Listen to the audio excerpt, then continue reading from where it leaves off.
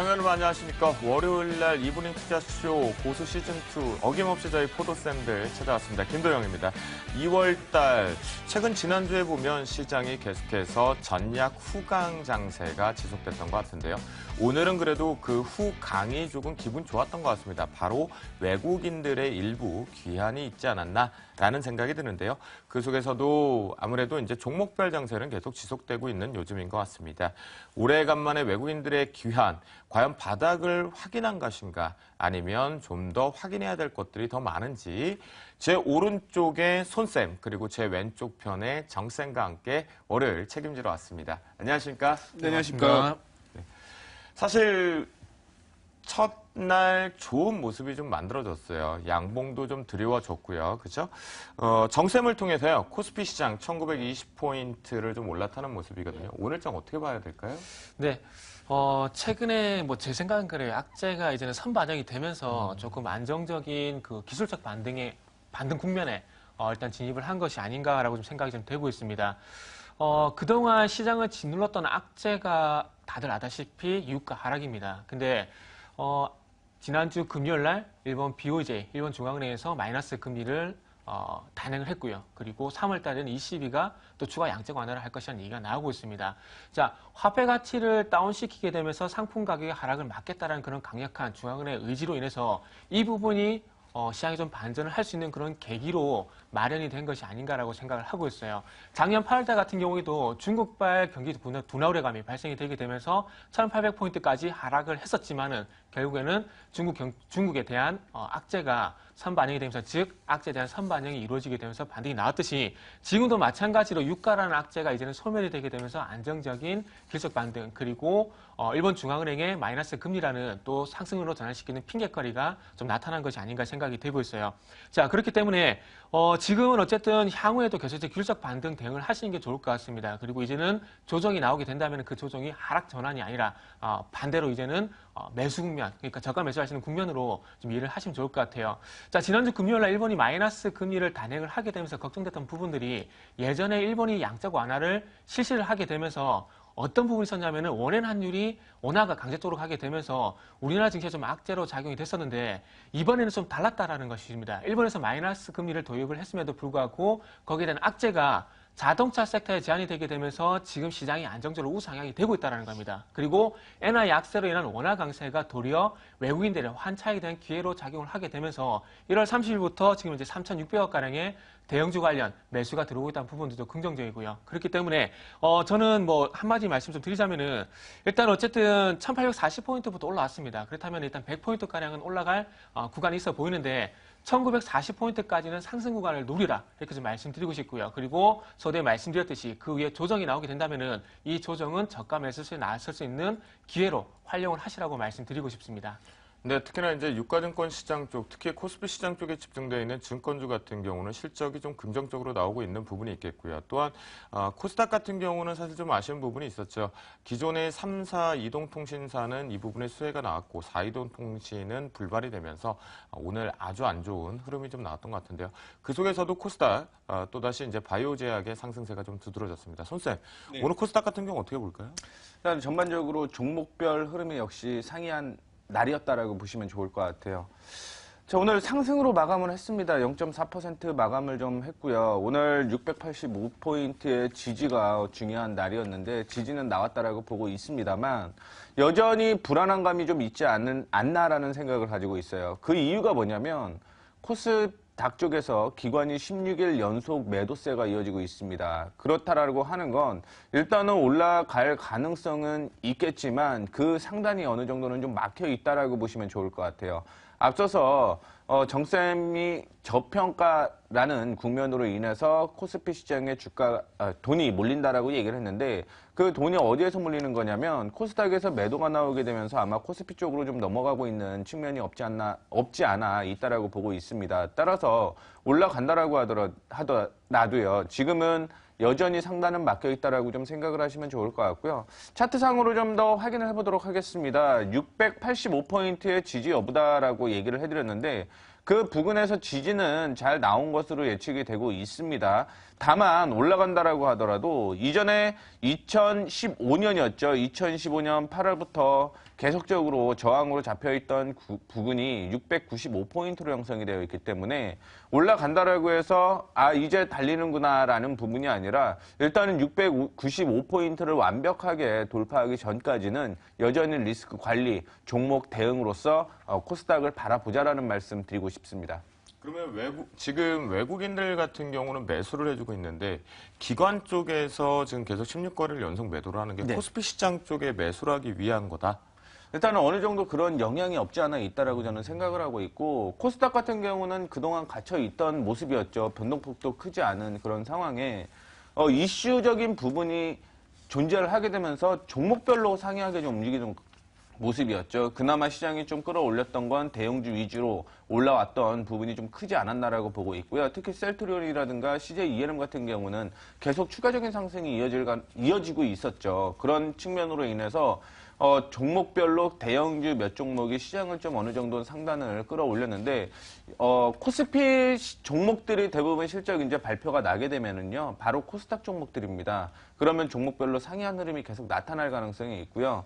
물론 이슈가 되는 종목들은 분명하게 있지만 주도주가 없습니다. 주도주가 나타날 때까지는 코스닥의 움직임은 여전히 불안하다, 혼조세가 이어질 것이다, 이렇게 보시는 게 맞을 것 같아요. 네, 손상 같은 경우는 코스닥의 흐름 자체가 상단이 좀 막혀 있다 보니까 조금 불안한 요소가 있다. 종목별 장세는 지속될 것이다. 라고 언급을 해주셨습니다. 오늘 장 여기서 정리를 좀 해보도록 하겠고요. 이제 여러분들과 본격적으로 월요일 이브닝 쇼를 시작해 볼 것 같은데요. 그 전에 시작하기에 앞서서 전화번호 고지를 좀 해드리도록 하겠습니다. 02-786-102, 1023번에 두 대의 전화번호가 연결되어 있거든요. 여러분들과 함께 실시간으로 대응을 한번 해보도록 하겠고요. 또한 휴대전화 문자도 열려 있습니다. 013-3366-8288번이 열려 있으니까요. 앞에 고수 또는 포도라고 적어주셔서 보내주시면 저희가 실시간으로 빠르게 대응해 보도록 하겠습니다. 자, 지금부터는요, 배워야겠죠? 네, 배워야 살 것 같습니다. 본격적으로 투자 길라잡이가 되어지는 포도쌤의 방과후 수업 시작합니다.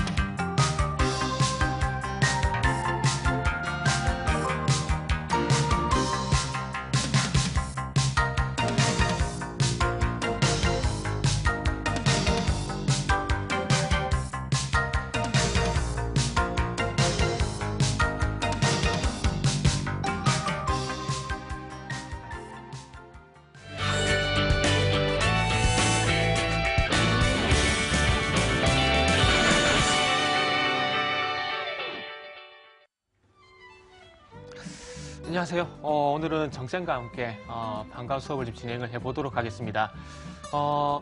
그 시황에 대해서 말씀을 드리면서 일본 마이너스 금리에 대해서 간단하게 좀 언급을 드렸는데, 그 부분에 대해서 조금은 자세하게 짚어볼 만한 이유가 있다라는 판단이 들어서 일단 오늘은 방과후 수업은 일본 마이너스 금리에 대한 고찰이라는 제목으로 일단 한번 준비를 좀 해봤습니다. 일본이 마이너스 금리까지 단행을 할 정도로 정말 어떤 급박한 것이 있는 것인지에 대한 부분도 궁금하고요. 그리고 이 일본 마이너스 금리를 단행을 하게 되면서 그런 어떤 기대해 볼 만한 부분들이 있는지 대한 것들에 대해서 말씀 좀 드려볼까 합니다. 그래서 화면을 통해서 좀 같이 한번 볼까 합니다. 일단은 주말에 잘 아시듯이 그 주말이 아니죠. 지난주 금요일 날 이 소식이 1시 쪽에 전해지게 되면서 지금 현재 이 부분이 지난주 주말 미국 증시에 호재가 되고 오늘 우리나라 증시, 아시아 증시까지 장 초반에는 좀 호재로 작용이 됐었는데요. 일단은 지금 다들 잘 아시다시피 기준금리를 마이너스 0.1%로 하향 조정을 했습니다. 이게 무슨 얘기냐면은 우리가 잘 알고 있는 KB금융이라든지 어떤 그 시중은행들이 한국은행과 같은 중앙은행의 예치를 했을 때 그동안 이자를 받아왔습니다. 그런데 이제는 이자를 주는 것이 아니라 도리어 0.1%라는 수수료가 발생이 되기 때문에 중앙은행 쪽으로 돈을 넣지 말고 이제는 시중으로 돈을 풀어라는 그런 강력한 액션이라 좀 보시면 될 것 같아요.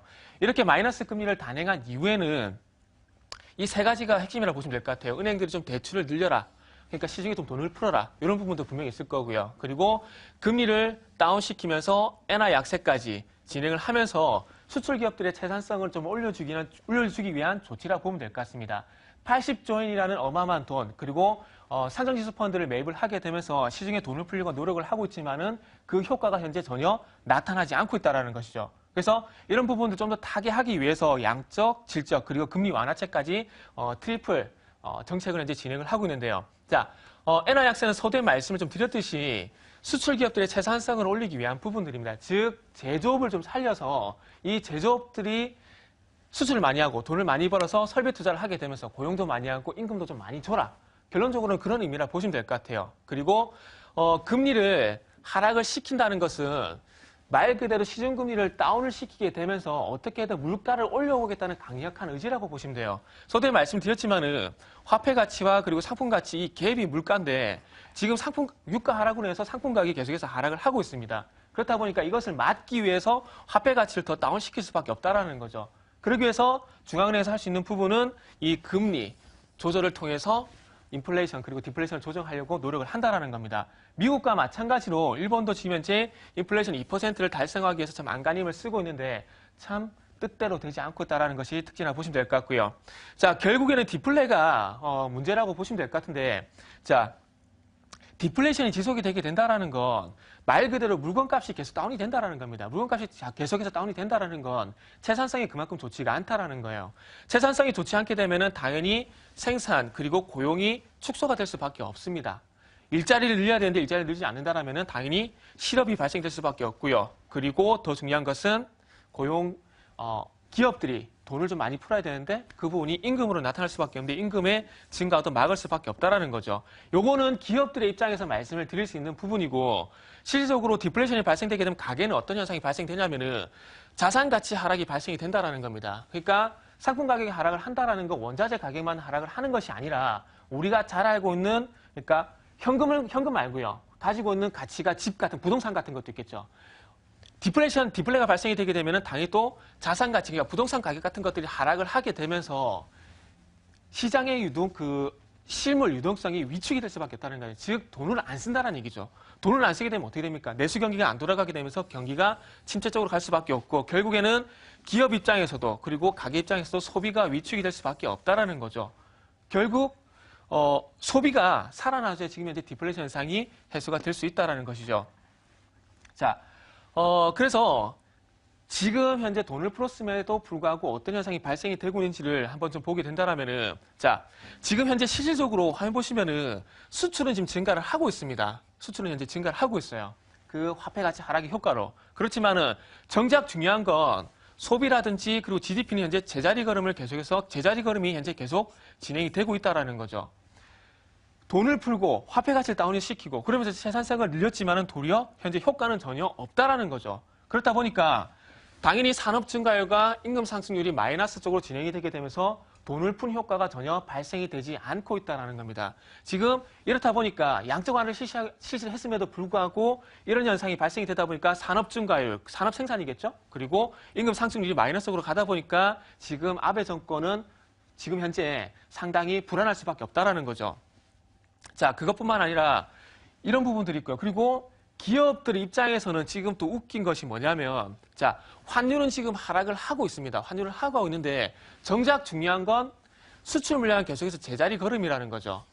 그러니까 환율이라도 하락을 하지 않았다면 수출기업 채산성까지도 지금 현재 장담할 수 없는 그런 상황이라는 겁니다. 자, 현재 시중의 유동성을 조절을 하게 되면서 인위적인 어떤 부양을 하면서 우호적인 환율 환경을, 그러니까 즉 엔화 약세를 만들어가고 있음에도 불구하고 이 효과가 지금 현재 제한적으로 현재 나타나고 있다는 거죠. 즉 안 좋게 얘기하게 되면은 전혀 효과가 나타나지 않고 있다고 볼 수 있다는 겁니다. 그리고 수출 물량이 계속해서 제자리 걸음이 진행되고 있다는 부분들을 볼 때 기업이 어쨌든 많이 팔고 많이 생산을 하고 그렇게 하면서 돈을 벌어야 되는데 그런 간단한 구조가 현재 깨지고 있다고 보시면 될 것 같아요.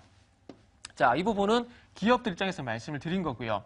또 중요한 것은 지금 80조 원이라는 어마어마한 돈을 풀게 되면서 시중에 돈이 좀 퍼져나가기를 현재 아베 정권에서는 바라고 있고요. 일본 중앙에서는 마찬가지로 그런 부분들을 바라고 있는데 지금 화면을 보시면 아시겠지만은 요 아래쪽이 시중의 유동성이 활발하게 현재 돌고 있다는 부분들이고요. 위쪽을 보게 된다면 반대로 이 부분은 시중의 유동성이 적절하게 현재 확대가 되지 않고 있다는 겁니다. 그러니까 지금 은행 금고에서 잠자고 있는 돈이 현재 180조 원가량이 현재 은행에서 잠자고 있다는 겁니다. 근데 이 돈을 어쨌든 풀어서 계속해서 그 돈을 풀게 되면서 그 유동성 효과를 발휘하고 싶은데 계속 은행에서 이 돈이 잠자다 보니까 양적 완화는 안 되겠다. 은행의 돈이 다시 회귀되는 것을 막자. 그러기 위해서 마이너스 금리를 도입을 했다고 보시면 될 것 같습니다. 그래서 지금 현재 마이너스 금리를 통해서 강제적으로 대출을 하고 투자를 실시해라. 이런 부분이라 보시면 될 것 같아요. 도리어 지금 투자할 곳은 없습니다. 맞습니다. 투자할 곳은 없지만은 은행 예금이 거의 무의미하다라는 어떤 강력한 신호를 현재 시중은행 그리고 그리고 기업들이 현재 보여주고 하려는 것이죠. 돈 다시 회귀시키지 말고 묶어두지 말고 시중에 돈을 풀어라. 이런 부분을 보시면 될 것 같아요. 그래서 어쨌든 지금 잠자고 있는 그 원화로 2,000조가량 자고 있는 이 돈이 어쨌든 풀리기를 아베 정권에서는 원하고 있다라고 좀 보시면 될 것 같고요. 자, 그리고 지금 시중은행에 계속 돈이 묶여있다 보니까 시중은행에 돈이 묶였다라는 건 돈을 안 쓴다는 얘기죠. 돈을 안 쓴다는 얘기는 즉 마찬가지로 일본의 가계 소비도 전혀 현재 이루어지지 않고 있다는 겁니다. 지금 일본의 물가가 지금 현재 한국보다 더 싸요. 그래서 지금 어쨌든 시중에 돈이 좀 안 돌다 보니까 계속해서 막 가계 소비도 중간중간 증가는 했지만은 계속해서 마이너스권으로 묶여있다는 겁니다. 이 마이너스가 계속해서 묶여있다는 건 무슨 얘기냐면은 일본 사람들이 돈을 안 쓴다는 얘기예요. 돈을 써야 내수가 돌아가는데 돈을 안 쓰니까 당연히 내수가 돌아갈 수가 없겠죠. 그렇다 보니까 내수 쪽에서 연관이 있는 것은 소비가 발생이 안 된다는 것이고 소비가 발생이 안 되다 보니까 기업들은 생산을 더 이상 늘릴 수가 없고 설비 투자를 확대해 나갈 수가 없다는 겁니다. 그래서 결국 제가 계속해서 반복드리면서 말씀드리고 싶은 것은 내수가 살기 위해서는 결국 뭐가 살아야 된다고? 소비가 살아나야 된다는 겁니다. 그래서 이 소비를 살리기 위해서 마이너스 금리까지 도입하는 액션을 취했다고 좀 보시면 될 것 같아요. 자, 그래서 어쨌든 지금 마이너스 금리를 할 수밖에 없는 상황들에 대해서 지금 그림파를 통해서 계속해서 말씀드렸는데 그렇다면 이제 한번 결론을 내봐야 될 것 같아요. 자, 마이너스 금리에 대한 어떤 결론을 좀 말씀을 드리고 싶은데 자, 이것뿐만 아니라 지금 중국발, 미국발 경기 우려감이 발생이 되다 보니까 또 어떤 부분이 되느냐.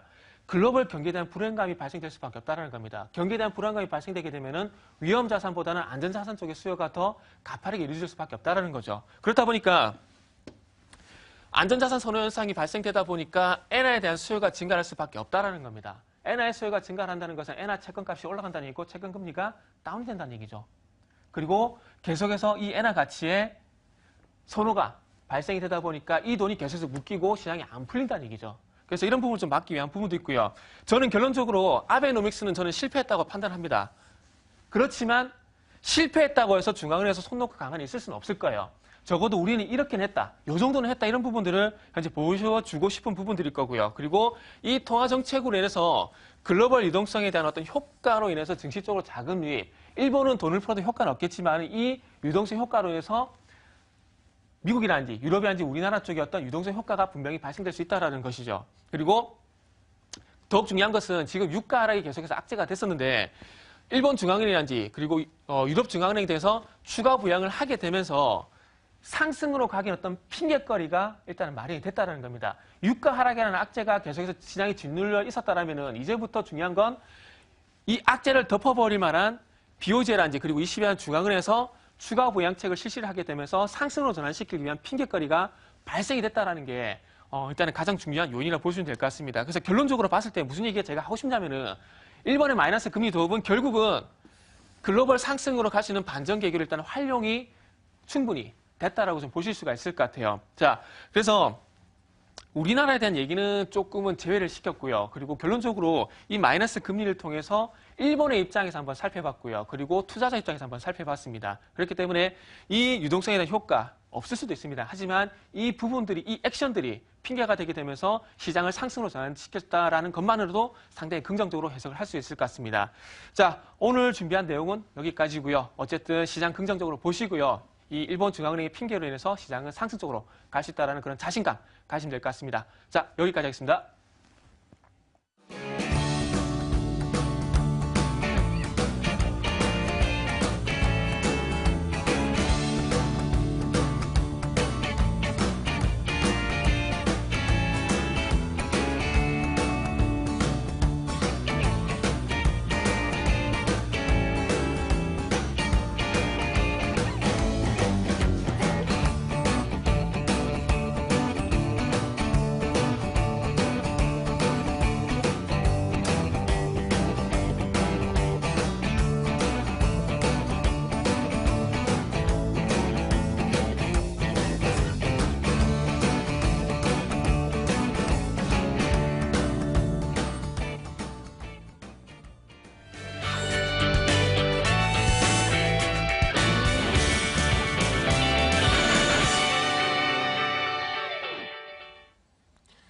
자, 시장은 전약 후 강장세가 계속 지속되고 있는데요.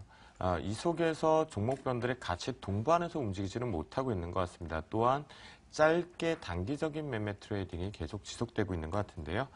우리 시청자분들의 계좌에 있는 종목군들은 어떤 흐름들이 있는지, 그리고 그 전략을 세워보는 시간입니다. 포도쌤의 힐링타임 코너 지금부터 출발하겠는데요. 첫 번째 시청자분 연결되어 있다고 하니까요. 손쌤을 통해서 받아보도록 하겠습니다. 네. 네, 여보세요?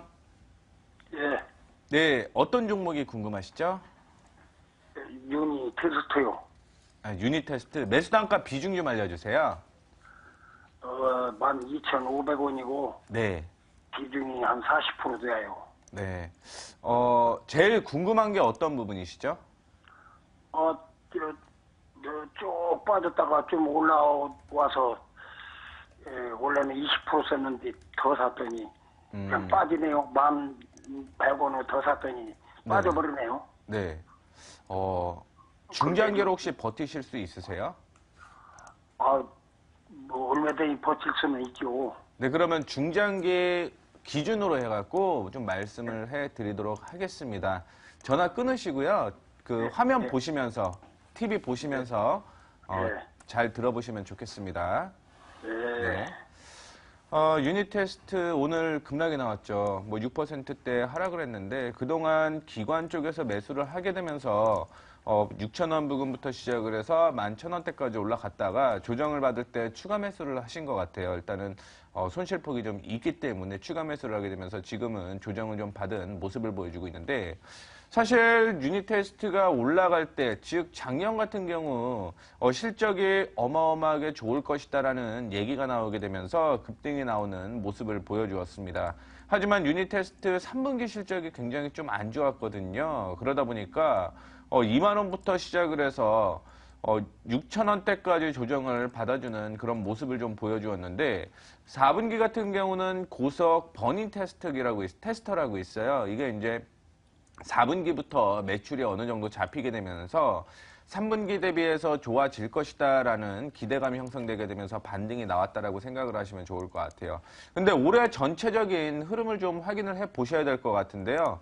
일단은 예상으로 나오는 부분은 어떤 부분이냐면 일단은 뭐 SSD 테스터 장비가 4분기부터 실적에 반영이 될 것이다라는 얘기가 나오고 있는 상황에서 또 하나 문제가 있는 게 뭐냐면 난야라고 마이크론을 좀 갖고 있는 중국 반도체 회사가 있습니다. 여기에서 작년에 대규모 매출을 했거든요. 그래서 올해 이 매출이 어느 정도는 좀 꺾일 거예요. 그런데 다행인 것은 국내 제조사에서 매출이 이거를 상쇄할 것이다라는 얘기를 가지고 있습니다. 즉 결론은 뭐냐면 작년과 큰 차이는 없을 것이다. 하지만 작년처럼 1, 2분기에 실적이 나올 것인가 아니면 3, 4분기에 실적이 나올 것인가가 중요 변수로 좀 작용을 할 가능성이 높다라고 좀 생각을 하시면 좋을 것 같습니다.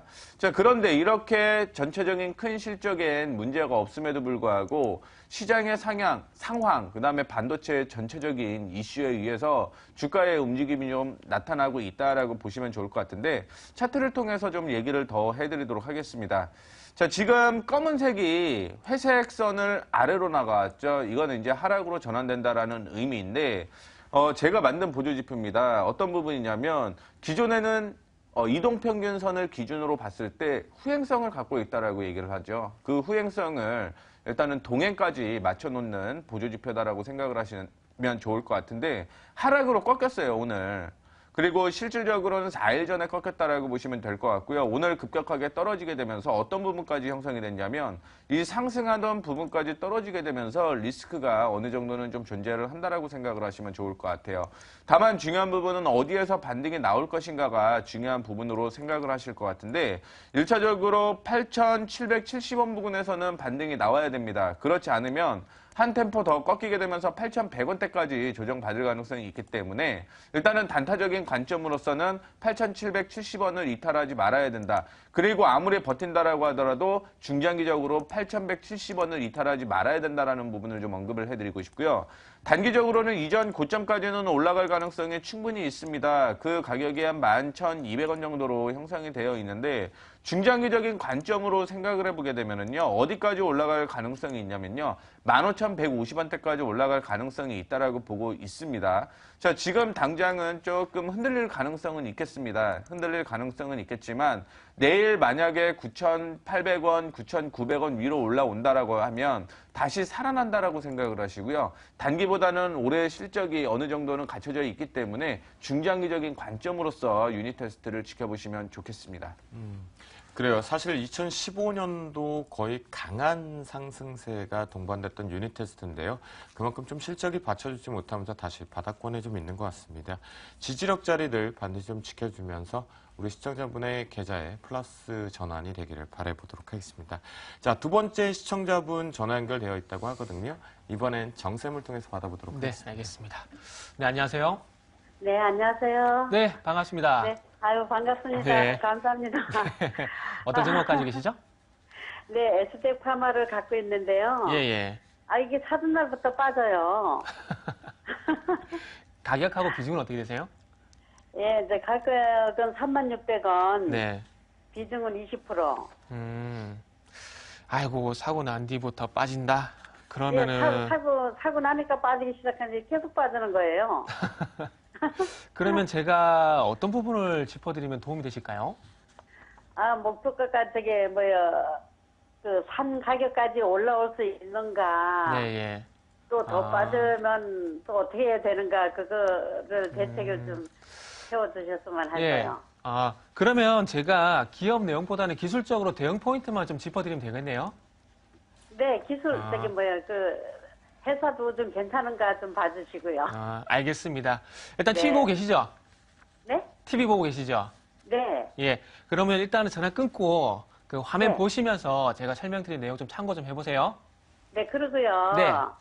아, 죄송하지만, 네. 예, 코비팜 좀 잠깐만 같이 좀 봐주실래요? 죄송합니다. 제가 에스텍파마만 받으실 것 네. 같은데 요분 다음에 네. 제가 기회가 되면 제가 한번 봐드릴게요. 예, 감사합니다. 오늘은 에스텍파마 좀 양해 좀 부탁드릴게요. 네, 감사합니다. 네. 네, 두 번째 시청자분 그 종목 같은 게 에스텍파마입니다. 일단 기업 내용 간단하게 짚어보고 기술적인 내용을 좀 주된 부분을 좀 말씀드릴게요. 일단은 뭐 예사 같은 경우에는 뭐 비마약제 진통제 시장에서 지금 신약 개발을 하게 되면서 그 부분에 상당히 많이 기대를 하고 있는데 진통제 시장 같은 경우 지금 현재 60조 가량의 시장이 형성이 되고 있는데 지금 이 회사가 이제 노리고 있는 시장 한 30조 가량이 됩니다. 그래서 그 속에서 지금 이 진통제 시장, 진통제 신약 개발이 완료가 되게 된다라면은 조금씩 거기다 매출도 발생이 기대가 예상이 되고 있고요. 그리고 어떤 실적 개선도 기대가 되지만은 아직까지는 거기까지 같이 가기에는 기대감만 일단 있다라고 보시면 될 것 같습니다. 그래서 어떤 글로벌 신약을 개발한다는 입장 그리고 실제 어떤 성과가 나고 있다는 부분들을 볼 때 회사는 그렇게 나쁘지 않다라는 부분들을 말씀드리고 싶어요. 그런데 항상 우리가 좀 아쉬운 부분이 좋은 회사라고 사는데 주가가 빠져버리면 상당히 좀 아쉽죠. 삼성전자라는 좋은 회사를 사더라도 주가가 빠져버리면 의미가 없듯이 에스텍파마도 마찬가지로 그런 국면인 것 같습니다. 그래서 회사는 일단 괜찮은 것 같고 중요한 것은 기술적 대응이기 때문에 일단 차트를 보면서 기술적 대응 포인트만 일단 잡아드리고 마무리 좀 하도록 하겠습니다.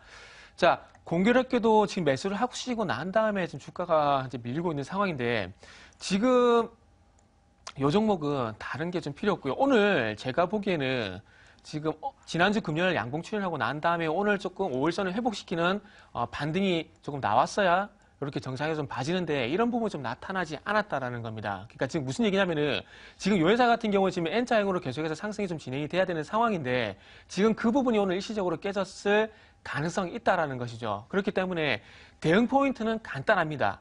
지금 올선 전후에서 상승 추세가 유지가 되고 있는 상황이기 때문에 이 상승 추세가 유지가 되지 않는다면 당연히 손절 대응을 하셔야 된다는 거죠. 그렇기 때문에 기술 대응이 필요한 부분들이고요. 지금 현재 제가 보기에는 지금 저가로 형성되고 있는 가격이 최근 3일 동안 저가로 형성되고 있는 가격이 27,500원입니다. 그렇기 때문에 이 27,500원과 그리고 21선 부분이 지켜주지 않는다라면은 일단 손절 대응을 좀 하셔야 될 것 같아요. 대신에 27,500원을 지켜주게 되면서 반등이 나오게 된다라면은 일단은 보유를 하셔도 될 것 같고요. 그래서 지금은 회사 내용보다 27,500원을 대응 포인트로 삼으시게 되면서 지금 자리에서 N자형으로 다시 반등이 나와주는지 그 부분을 확인하시고 난 다음에 대응을 하신다라면은 지금 도움이 되지 않겠나라고 말씀을 드리도록 하겠습니다. 네, 시청자분들과 함께 저희가 힐링 타임을 좀 하다 보면 늘 언제나 좀 시간이 좀 부족한 것 같습니다. 나머지 종목군들이 더 궁금하실 경우는 포도TV를 통해서 여러분들이 들어오신다라면 같이 실시간으로 대응을 좀 해보도록 하겠고요. 힐링 타임 여기서 마무리 좀 지어보고요. 저희 세 종목의 포트폴리오 점검과 그다음에 신규 종목이 있는지 시장 대비해서 강하게 올라갔는지 한번 볼 필요가 있겠죠. 포도TV의 시크릿과에 지금부터 출발합니다.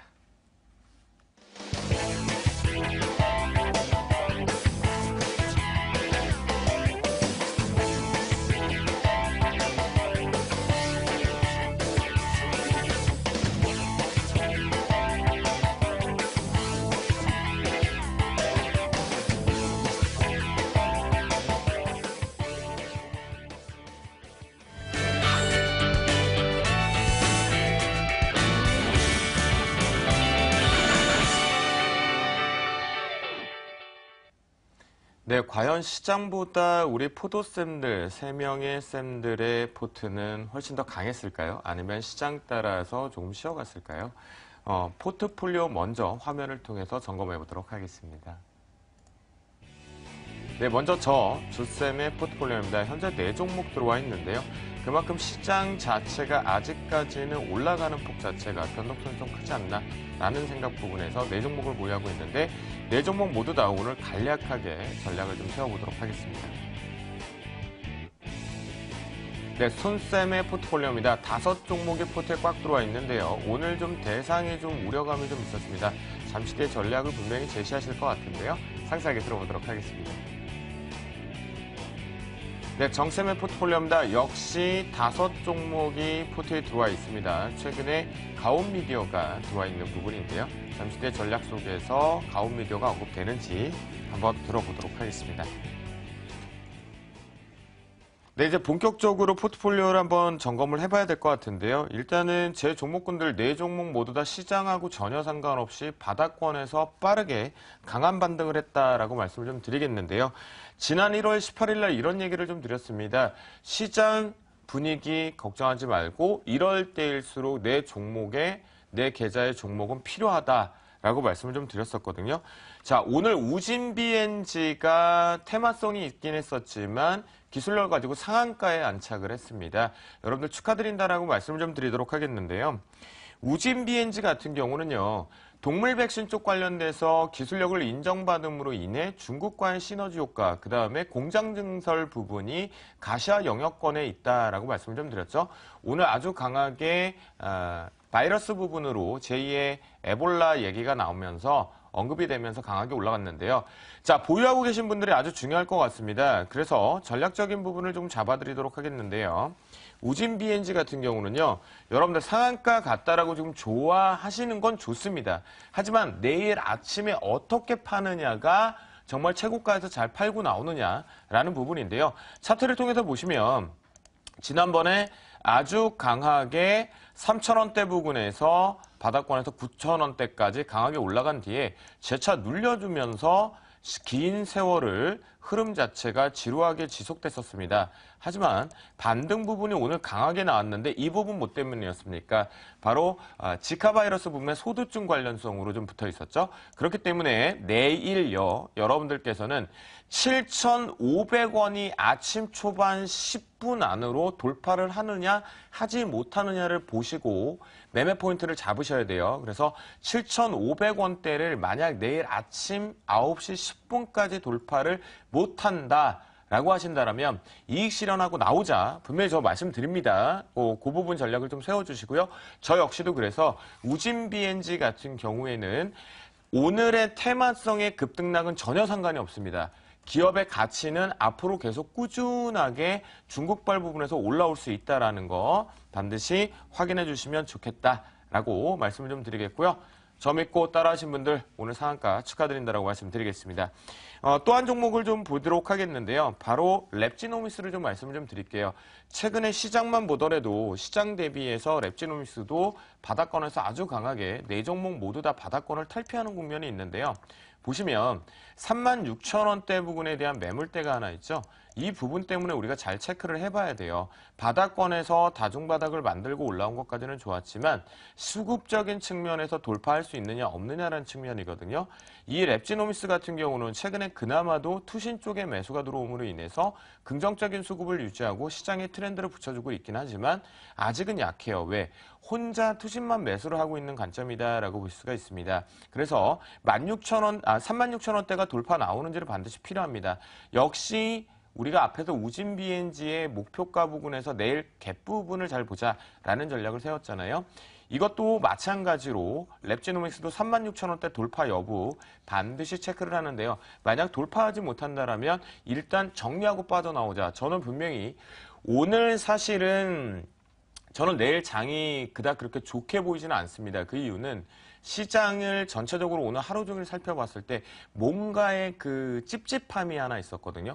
추가적으로 상승하기에는 좀 부담스러운 요인들이 좀 여러 가지가 포착이 돼서 신규 종목을 넣지 않는 부분이기 때문에 보유하고 계신 종목 위에서 잘 수익 실현해야 된다는 거 체크해 보시면 좋겠고요. 자, 이제 아이센스 좀 빠르게 가겠습니다. 아이센스 같은 경우는 이제서야 다시 한번 실적 부분에 대한 기대감들이 실적으로 받쳐서 수급으로 받쳐서 올라오고 있는 부분입니다. 역시 바닥권에서 빠르게 올라왔죠. 시장 대비해서 아주 강하게 제 종목들이 올라오고 있는 것들 확인해 볼 수가 있는데요. 오늘 아쉽게도 아이센스 같은 경우는 고점에 돌파를 못하고 지금 조정을 받았습니다. 그래서 내일 같은 경우도 역시 보유하고 계신 분들 같은 경우는 39,100원대의 매물이 형성이 된다면 일단 빠져나오고 재매수 관점 다시 한번 보자라고 말씀드립니다. 마지막으로 로코조이입니다. 자, 로코조이 같은 경우는 분위기가 좋았었거든요. 그러니까 게임주가 신작에 대한 기대감들이 만들어지면서 컴투스, 게임빌, 그다음에 롱투코리아 이런 것들이 좀 같은 방향이 만들어지면서 강하게 올라왔었는데요. 최근에 로코조이가 여전히 유통 물량이 줄어들므로 인해서 아직까지는 강한 시세를 만들어내지 못하고 있어요. 왜 그러죠? 런칭했던 것이 상위 탑 10 안으로 아직 들어오지 못했고 매출 추이가 아직 확인이 되지 않았기 때문입니다. 그 관점이기 때문에 여러분들께서는 목표가 8,000원은 이미 지금 도달을 했어요. 이 목표가를 한 400원 정도 조금 올려서 8,400원 정도까지는 좀 끌고 가보자라는 전략 제시해 드리도록 하겠습니다. 자, 저와 같이 시장 저는 좀 저희가 여전히 저는 선취적인 관점으로 매수 타이밍을 잡거든요. 좋은 기업에 남들이 보지 않을 때 매수 타이밍을 본다라는 거 잘 따라하시면 좋을 것 같겠고요. 이제 저희 손쌤의 포트폴리오 대상 오늘 조금 아쉬운 부분이 있었어요. 한번 들어볼까요? 네. 대상 먼저 바로 진행해 보도록 하겠습니다. 사실 실적적인 악재로 인해서 급락이 나왔죠. 하지만 예상보다는 큰 기대감으로 올라갔었던 부분이었습니다. 근데 예상과 다르게 일단 조정을 실적이 나오다 보니까 실망 매물이 쏟아지는 부분이 없지 않아 있었다라고 보시면 좋을 것 같은데요. 자, 중요한 부분은 오늘 그렇게 되면서 12% 밀렸거든요. 근데 여기서 팔 사람은 어느 정도 팔았다라고 생각을 하시면 좋을 것 같아요. 올해 여전히 실적적인 부분은 나쁘지는 않다. 어차피 실적은 지나간 겁니다. 앞으로 나올 실적을 기억을 하셔야 되는데 그 실적에 대해서는 여전히 긍정적인 흐름이 이어질 가능성이 높다라는 부분을 좀 언급을 해드리고 싶고요. 그 다음에 뭐 물론 불안하신 분들 같은 경우는 그에 대한 전략을 좀 제시를 해드리도록 하겠는데 이거는 차트를 보면서 좀 자세하게 얘기를 해드리도록 하겠습니다. 자, 2012년 최저점을 기록을 했습니다. 시장이 불안하다 보니까 기관과 외국인의 수급이 붙게 되면서 저점을 높여주는 그런 모습을 보여주고 있는데 지금 같은 경우는 조정을 받았어요. 그렇죠? 큰 폭으로 조정을 더 받을 수 있음에도 불구하고 12.43에서 마무리되었던 건 뭐냐면 이 상승 추세가 유지가 되고 있다라는 부분을 좀 언급을 해드리고 싶습니다. 다만 이제 불안하신 분들 같은 경우는 올라올 때마다 리스크 관리하는 전략을 좀 제시를 해드리도록 하겠는데 일단은 내일은 무조건 좀 반등 나올 가능성이 있어요. 그렇기 때문에 34,000원대까지는 1차적으로 올라오게 되면 일단은 1차 정리 3분할로 매도를 하도록 하겠습니다. 자, 그 다음에는 34,800원, 34,800원에서 두 번째 정리를 좀 하시면 좋을 것 같고요. 마지막에는 35,500원에서 정리하는 차원으로 빠져나가시면 좋을 것 같습니다. 지금 시장의 반등이 나오다 보니까요. 일단은 내수주로 엮였던 대상이 오늘 큰 폭으로 좀 조정을 받았는데 반등 구간에 도달했다. 불안하신 분들은 3분할로서 매도를 하자라는 말씀을 드리고 싶습니다. 자, 그 다음에 BH를 좀 얘기를 해드리도록 하겠습니다. 제가 지난주에 어떤 얘기를 해드렸냐면요. 아침 9시에서 9시 10분에 캔들이 하나 형성이 될 것이다. 근데 이 캔들의 저점을 이탈을 하게 되면 빠져나오자라고 얘기를 해드렸는데 그 다음에 음봉이 나오게 되면서 조정을 받았고요. 그로 인해서 빠져나오는 전략이 맞지 않았나라고 보고 있습니다. 제가 왜 그 얘기를 해드렸었냐면 지금 이거는 박스권으로 움직이는 그런 모습을 보여주었어요. 그러면서 그 전날 지난주 월요일이었죠. 양봉이 나오게 되면서 한 번 더 올라갔으면 다시 한번 박스권으로 이어질 가능성이 있었는데 그게 안 되면서 지금 단기적인 지지가 저항이 됐던 모습이었거든요. 그래서 그 이후부터 좀 조정을 받았던 모습이 나타나고 있습니다. 그래서 BH 전략대로 진행을 하셨으면 일단은 매도했을 거라고 보고 있고요. 만약에 매도 못하신 분들은 최종 이탈가 한 번 더 잡아야 될 것 같아요. 일단은 전체적인 매도를 보고 있지만 오늘 저가 매도를 못하신 분들은 오늘 저가를 잡고 대응을 하시면 좋을 것 같습니다. 자, 제가 보유하고 있는 종목 중에서 뭐 코리아 서킷 같은 경우 최근에 다시 한번 올라가는 모습을 보여주고 있고 한데 실질적으로 코리아 서킷보다 더 요즘에 기대가 되는 종목이 하나가 있습니다. 삼양홀딩스라는 종목인데 자, 오늘 다시 한번 신고가를 돌파를 했습니다. 작년 9월 이후에 고점을 다시 한번 높여주게 되면서 박스권을 완벽하게 돌파했다라고 생각을 하고 있거든요. 그런 만큼 이전의 고점까지 돌파를 했고요. 내일이 조금 기대가 돼요. 왜 기대가 되는 거냐면 내일이 조정 아니면 뚫고 올라가는 그 언저리다라고 생각을 하시면 좋겠습니다. 그래서 만약에 보유하신 분들은 18만 5천 원에서 만약에 뚫지 못한다. 그러면 일단은 차익 실현 쪽으로 좀 대응을 하시는 게 좋을 것 같고 만약에 뚫고 올라간다라고 한다면 23만 원대까지 목표 끌고 가시면 된다라는 부분 얘기를 해드리도록 하겠습니다. 사실 이제 삼양홀딩스 같은 경우는 기술적으로 거의 완벽하게 고점과 저점을 맞추시면서 지금까지 가지고 왔잖아요. 그렇죠. 그렇게 가는 게 맞는 거죠. 아까 전에도 옆으로 횡보하는 기간이 길면서 우진 BNG가 날르는 그런 모습을 좀 보여주었잖아요. 네. 근데 삼양홀딩스 역시 9월 달부터 12월까지 횡보를 했습니다. 이게 어떻게 보면은 횡보를 하는 기간이 길면 길수록 좀 힘을 응축한다라고 그렇죠. 보시면 좋거든요. 네. 그런데 충분히 힘을 응축했다라고 보고 있습니다. 최근에 수급도 너무 좋은 것 같아요. 네, 기관과 외국인이 동반 매수 들어오게 되면서 뭐 방향 위쪽으로 잡아주고 있기 때문에 뭐 그냥 내일 기대를 한번 더 해보자라는 말씀 좀 드리도록 하겠습니다. 네, 손쌤 같은 경우는 그리고 신규 종목이 있다면서요? 네, 신규 종목이 있는데 뭐 이거는 빠르게 좀 얘기를 해드릴게요. 피부 의료용 기기다라고 보시면 좋을 것 같은데요. 그 종목은 이제 하이로닉입니다. 이것도 이제 뭐 하이로닉 같은 경우도 아까 전에 얘기했던 삼양홀딩스랑 비슷한 흐름이다라고 생각을 하시면 좋을 것 같은데요. 급격하게 조정을 받고 옆으로 지금 횡보하고 있는 모습이거든요. 하지만 이제 뭐 지금 제품이 더블로 V라든가 M 이쪽에 올해 매출이 급격하게 늘어날 가능성이 어느 정도는 좀 존재한다라고 보고 있고요. 그 외에도 겨울철에 가장 많이 탈모가 이슈가 되는데 이지모를 통해서 이런 부분이 매출이 어느 정도는 좀 작용을 할 가능성이 있다. 그동안 B2B에서 B2C로 넘어갔다라는 건 사업 영역이 확대가 되었다라고 보시면 좋을 것 같고요. 올해 신제품에 대한 얘기가 있고요. 중국 특허에 대한 얘기가 있는데 사실 중국은 올해가 될지 내년이 될지는 사실은 모르겠습니다만 지금 보유하고 있는 제품과 신제품 출시만으로도 지금 바닥은 충분히 좀 다질 가능성이 높다라는 부분을 좀 언급을 해드리고 싶어요. 그래서 관심 있으신 분들은 두 가지 컨셉을 좀 잡고 대응을 하시면 좋을 것 같은데요. 1차적으로 16,300원을 뛰어넘게 되면은요, 완벽하게 지금 저항을 돌파하는 모습이 나타난다라고 생각을 하시면 좋을 것 같아요. 그런데 나는 조금이라도 그래도 한번 싸게 사보겠다라고 생각하시는 분들은 이탈가만 좀 필히 14,800원을 꼭 잡아주시고 내일 공격적인 매수를 좀 하시면 될 것 같거든요.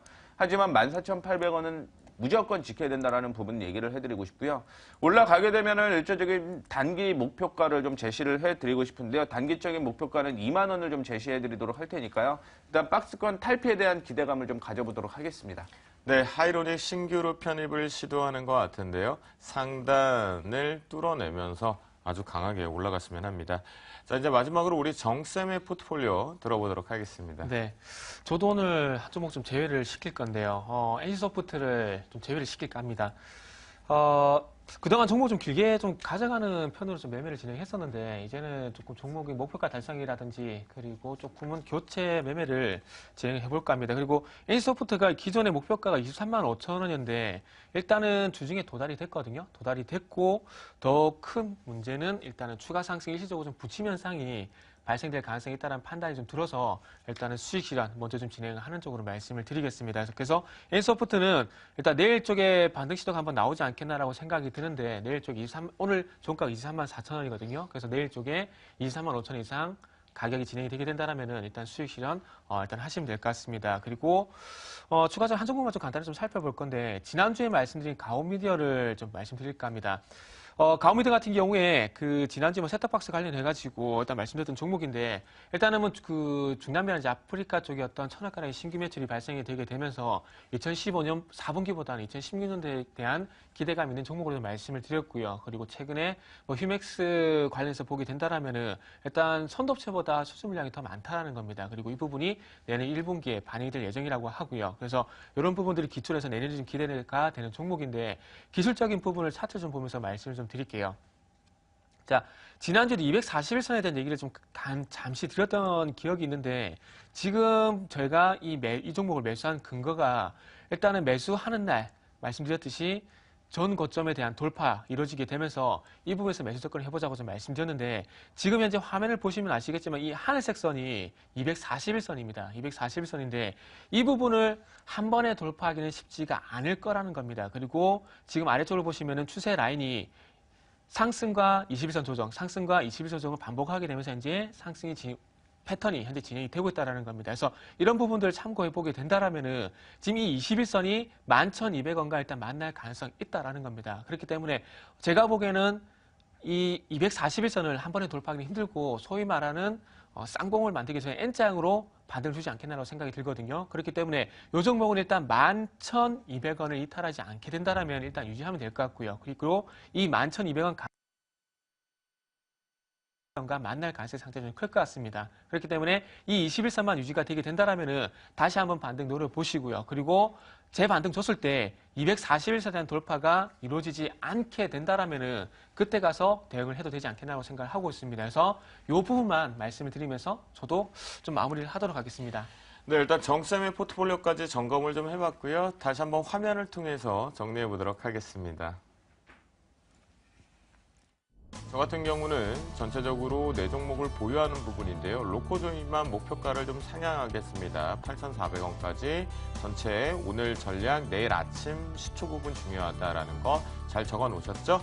못 적으셨으면 다시 보기를 통해서 대응하시기 바라겠습니다. 손쌤의 포트 역시 지금 현재 신규적으로 하이로닉이 신규 편입을 합니다. 상단이 뚫리기를 바라보도록 하겠습니다. 네, 정쌤의 포트폴리오입니다. NC소프트 수익 실현 관점으로 전략을 제시해 주셨고요. 가온미디어 같은 경우에 지금 전략을 제시해 주셨으니까요. 여러분들 잘 대응해 주시기 바라겠습니다.